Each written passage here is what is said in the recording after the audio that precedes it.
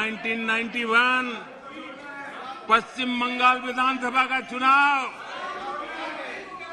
इन्हीं communist party ने अधीर बाबू साथ क्या व्यवहार किया था वो आज भी इतिहास में दर्ज है। खैर 1991 की बात तो पुरानी है। पिछले साल केरला के वायनाड में जिन लोगों ने कांग्रेस के कार्यालय में तोड़फोड़ की, ये लोग उनके साथ दोस्ती करके बैठे हैं। बाहर से तो अपना लेबल बदल सकते हैं, लेकिन पुराने पापों का क्या होगा, ये आए पाप आपको लेके डूबेंगे। आप जनता जनार्दन से ये पाप कैसे छिपा पाओगे? आप नहीं छिपा सकते हो।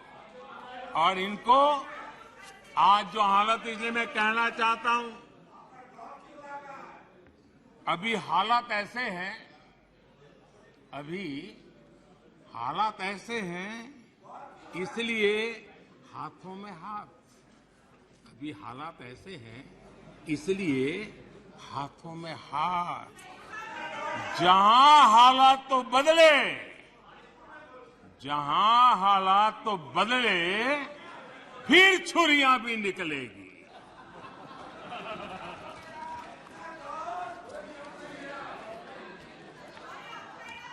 आदरणीय अध्यक्ष जी,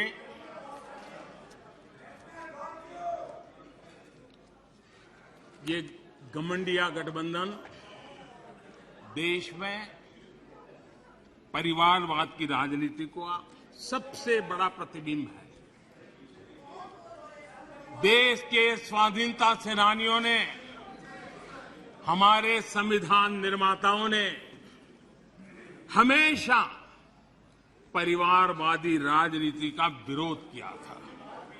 महात्मा गांधी, सरदार वल्लभ भाई पटेल, बाबा साहब आम्बेडकर, डॉक्टर राजेंद्र प्रसाद, मौलाना आजाद, गोपीनाथ बोरडोली, लोकनायक जयप्रकाश, डॉक्टर लोहिया, आप जितने भी नाम देखेंगे, सबने परिवारवाद की खुलकर आलोचना की है, क्योंकि परिवारवाद का नुकसान देश के सामान्य नागरिक को उठाना पड़ता है। परिवारवाद सामान्य नागरिक के उसके हकों, उसके अधिकारों से वंचित है। इसलिए इन विभूतियों ने हमेशा इस देश पर बात जोर दिया था कि देश को परिवार, नाम और पैसे पर आधारित व्यवस्था से हटना ही होगा।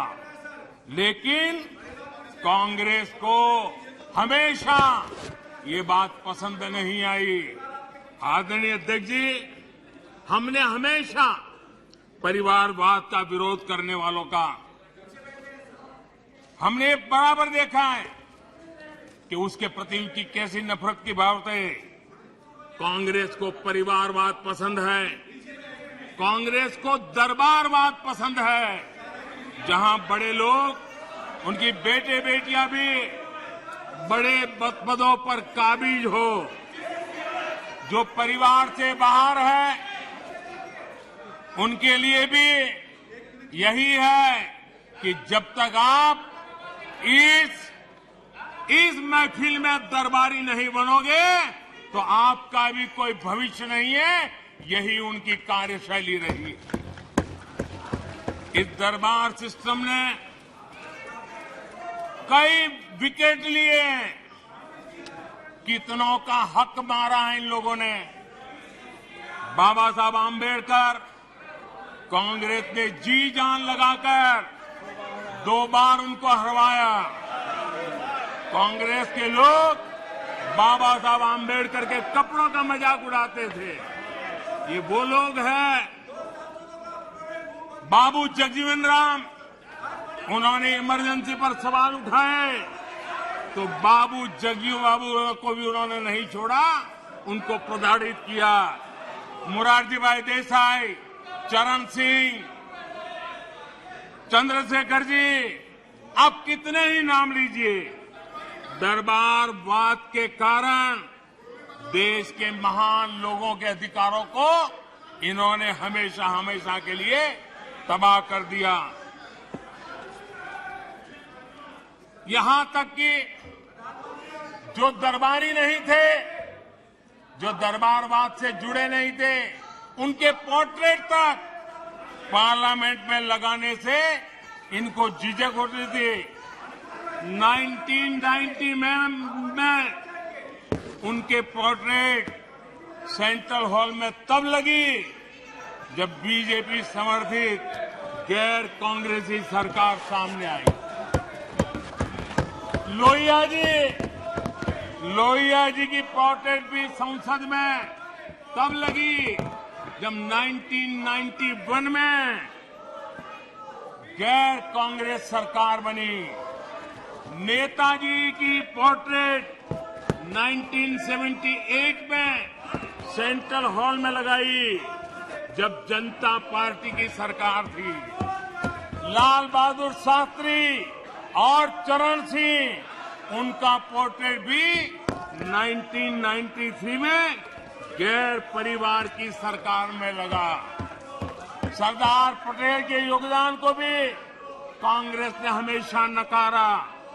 सरदार साहब को समर्पित विश्व की सबसे ऊंची स्टैच्यू ऑफ यूनिटी प्रतिमा बनाने का गौरव भी हमें प्राप्त हुआ।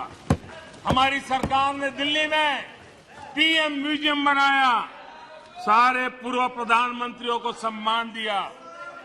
पीएम म्यूजियम दल और पार्टी से ऊपर उठकर सभी प्रधानमंत्रियों को समर्पित है।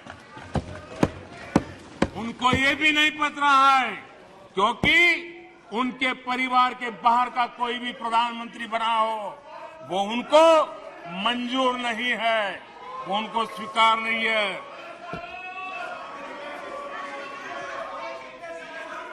आदरणीय अध्यक्ष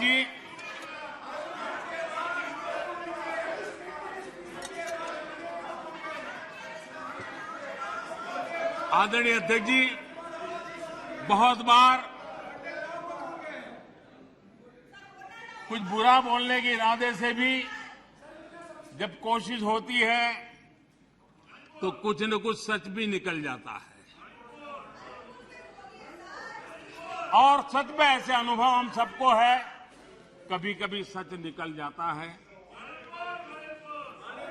लंका हनुमान ने नहीं जलाई, लंका हनुमान ने नहीं जलाई, उनके घमंड ने जलाई, और ये बिल्कुल सच है। आप देखिए, जनता जनार्दन भी भगवान राम के रूप की है, जनता जनार्दन भी भगवान राम के रूप की है, और इसलिए